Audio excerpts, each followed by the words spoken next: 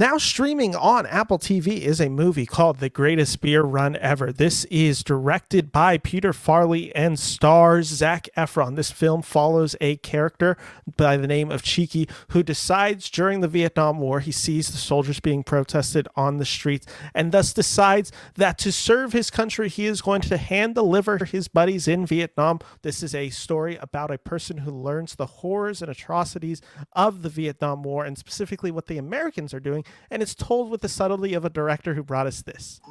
Here. Just take this just in case. No, I'm one of those people who could never throw up. Yeah. I wish I could throw up. I know it would help.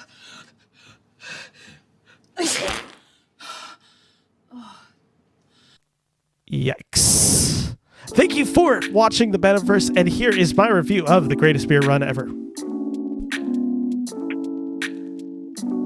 So, The Greatest Beer Run Ever. This is a true story about a character named Chickie. This actually happened. This is a story about a guy named Chickie who hand delivers his buddies beer in Vietnam. He goes to war-torn areas and hand delivers them beer. It's a pretty incredibly crazy story. It is told for laughs in this movie, but it's also a story about somebody realizing that his country is lying to him. Now, I've already suggested that this movie might have some fundamental faults because of its director, Peter Farrelly. Peter Farrelly, for you who might not know him, he is the director of such films as Dumb and Dumber, There's Something About Mary, Shallow Hal, Hall Pass, and most recently directed a movie called The Green Book, which you may know for winning Best Picture despite a lot of controversy and lies surrounding that movie and the principle and messages of those films.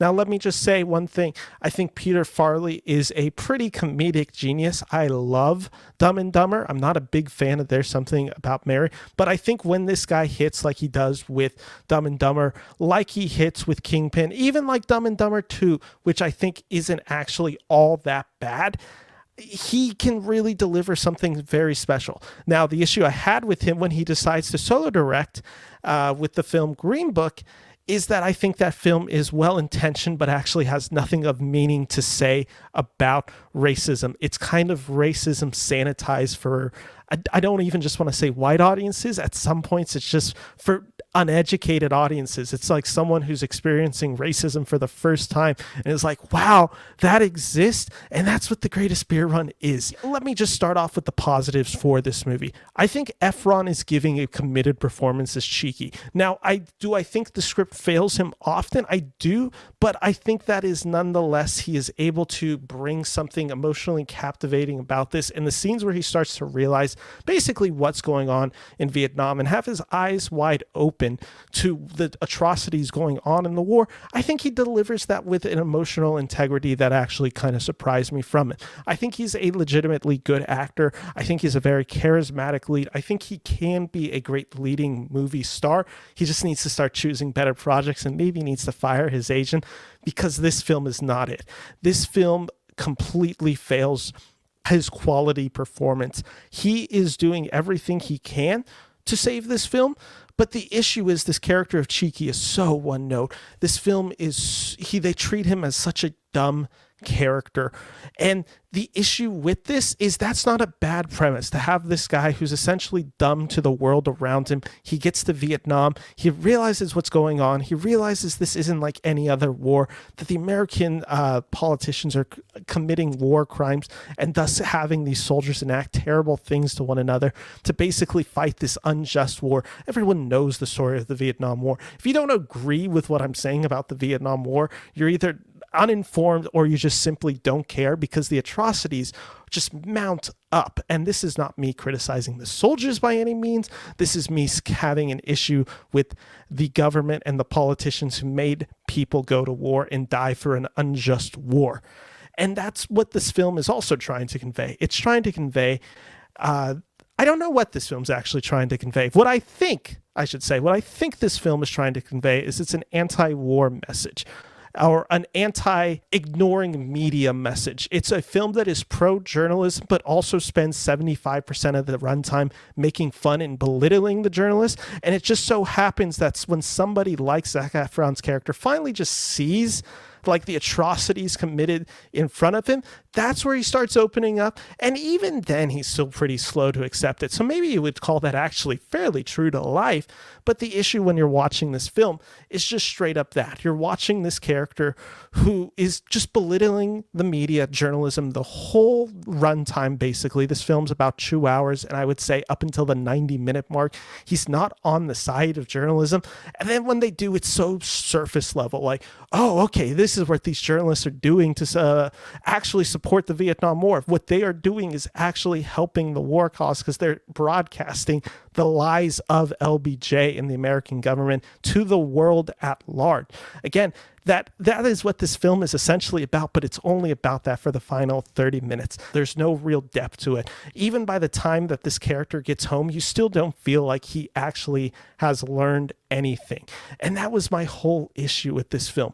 For the first 90 minutes, this is just almost straight up American propaganda out of the 1940s. So there's nothing essential about this. There's nothing groundbreaking about this. This is pure spewing the American imperialism thoughts of this country. And it's just doing it so forcefully, and it's supposed to be comedic. But the issue is, it is just so overly comedic. The tones never mesh together because then as the film gets a little bit more serious, you just have these weird comedic beats throughout where there's scenes where like characters are getting tortured. And then Zac Efron just has this really over exaggerated reaction into it. And you're like, is he like trying to go for a comedic beat here when something like terrible's happening in this film?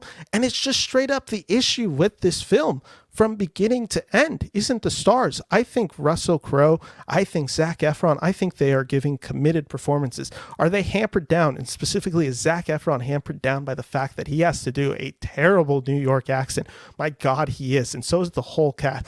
Everyone who has to do a New York accent in this film is doomed. Bill Murray has legitimately one of the worst accents I've ever seen in a film. He has this New York accent that sounds a little bit more Bostonian / Jersey. I don't even know how to describe it because Bill Murray's a New Yorker. So I don't know what the hell they were going for in this case, but it's so over exaggerated. But again, they're giving committed enough performances. I'm not going to have a ton of criticisms to say about these characters. The issue is Peter Farrelly. Peter Farrelly, how I describe his directing is he's somebody who saw Oliver Stone. He saw Platoon. He saw Born on the 4th of July. He may have even seen JFK and thought, I can do that. Let me make that type of film. And the issue is one of them is a director that takes a stand against something very strongly with all his passion, with all his research, and just with all his lived in experience in Oliver Stone. And then Peter Farrelly is a guy who's like, I have a general idea of this. And I hear this great story about the greatest beer run with this guy named Chickie. I'm going to make this film and it's going to be wonderful. And it's going to be my anti-statement against Vietnam. And essentially his statement against Vietnam is some people did some really bad stuff in Vietnam. That's not a statement. That's something we all know. We all know that's what happened. So why are you even bothering to tell this story? Because we know that. You're not telling us anything groundbreaking. You're not telling us anything new. You're not making any real argument or point to this film. You are essentially just peddling crap for the first 90 minutes where it's like, oh, here's American imperialism bullshit. And then the final 30 minutes is like, but what if the media actually does some things right? That's all the statement are. This story could have been something about a character kind of just losing his innocence and belief in country. But ultimately, it ends up just being a movie about a guy who just slightly takes away some right lessons about the Vietnam War, but doesn't even do anything with them. By the end of the film, you're just like, has this character of Chickie really even changed? It's again this kind of situation that I think Green Book got fairly criticized for, is there are characters in there that are only there to service the main character, and they're specifically minority characters. These minority characters are only there to prop up this one character and this one emotional arc, while then making the rest of them just completely one-dimensional. It's completely uninteresting. The Greatest Beer Run is just simply just a bad film. It has nothing of value to say. It doesn't have any worth, and it doesn't even seem to recognize that it's an unoriginal story. I think this film thinks it's competent, and it's just straight up, it's not even incompetent. It's just dumb. It has nothing of value to say, and it is so unimportant right now. I hated watching this film. I'm giving it 1 out of 4 stars. I was not impressed with The Greatest Beer Run. Well, I'm sure the internet is going to be great with this review. I've never heard of the internet criticizing me for my movie reviews, and specifically my movie reviews of political movies. So I'm sure everybody's going to understand this review in a very rational and calm way and see where I'm coming from and seeing why I believe this movie is not good. I think people are going to understand the discourse, and we're going to have a very healthy discussion that I look forward to having in the comments below. If you like this video, or if you hate this video, remember to leave a comment and like on this channel. And if you want to see more, make sure to subscribe to the Metaverse. My name is Ben Friedman. Thank you for watching. Take care. Bye-bye.